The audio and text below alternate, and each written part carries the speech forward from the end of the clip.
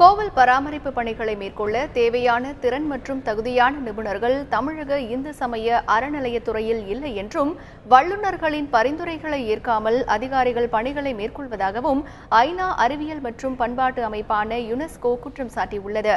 இந்து சமய அறநிலையத்துறை பராமரிப்பின் கீழ் உள்ள கும்பகோணம் அடுத்த மானம்பாடியில் உள்ள நாகநாத சுவாமி கோவில் சிதிலமடைந்துள்ளது. மதுரை மீனாட்சியம்மன் கோவில் பொற்றாமரை குளத்தில் உள்ள தூண்கள் மாயமானது தொடர்பான செய்திகள் தந்தி தொலைக்காட்சியில் வெளியானது. இந்நிலையில் சென்னை உயர்நீதிமன்ற ஆணையின்படி யுனெஸ்கோ வல்லுநர் குழு தமிழக கோவில்களின் பராமரிப்பு குறித்து மேற்கொண்ட ஆய்வின் பூர்வாங்க அறிக்கை தந்தி தொலைக்காட்சிக்கு கிடைத்துள்ளது.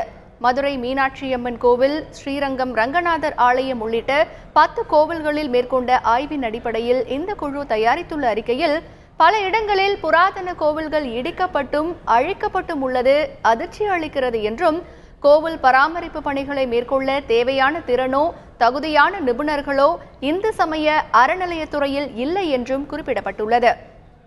இந்திய தொல்லியல் துறை மற்றும் அறிவியல் வல்லுநர்களின் பரிந்துரைகளை நிராகரித்து அறநிலையத்துறை அதிகாரிகள் பணிகளை மேற்கொள்வதாகவும் எந்த பராமரிப்பு பணியிலும் ஆகம விதிகள் பின்பற்றப்படவில்லை என்றும் தெரிவிக்கப்பட்டுள்ளது.